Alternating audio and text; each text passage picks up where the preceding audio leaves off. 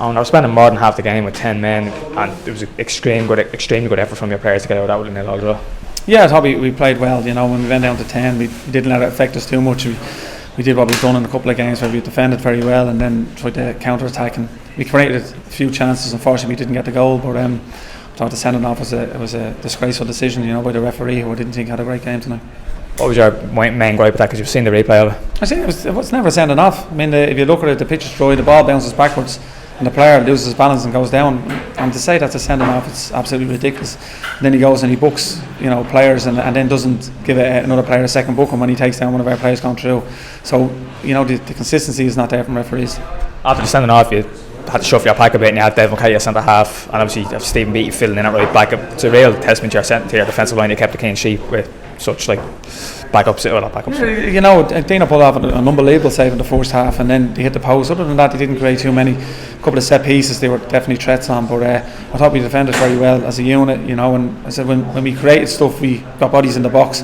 Didn't create too much. Didn't push too many men forward, but we had a couple of chances, and it was unfortunate. I thought Jay might have snuck it there right at the death, but that keeper pulled off a good save, so we're happy enough with getting a point anyway. In the last 4 games you've been unbeaten. The 3 have been draws, and obviously the win on Tuesday. It could be a good platform now to kick on now and get good, put some more points on the board to get away from the relegation zone. Yeah, the performance has been very good, and I said if the performance weren't great and we were drawing or losing games, I'd be more concerned. But the performance has been very good. We're creating a lot of chances, and they will turn into wins. I've no doubt about it that we will turn around and get results here and get results on the road. But at the moment, the gripes tonight is not with the performance or with the chances, it's with the referee, to be honest with you, because it's definitely not a sending off, and if you're saying that's a sending off, then every touch from a player in a game should be a sending off. I just thought they didn't live up to the standards that the referee showed you tonight.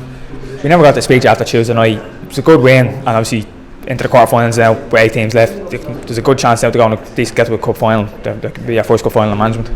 Maybe second cup final. I already got to the next cup. Yeah. And it was a good performance. I thought Jake Hylands, played very well. Scored 2 good goals with his week or full.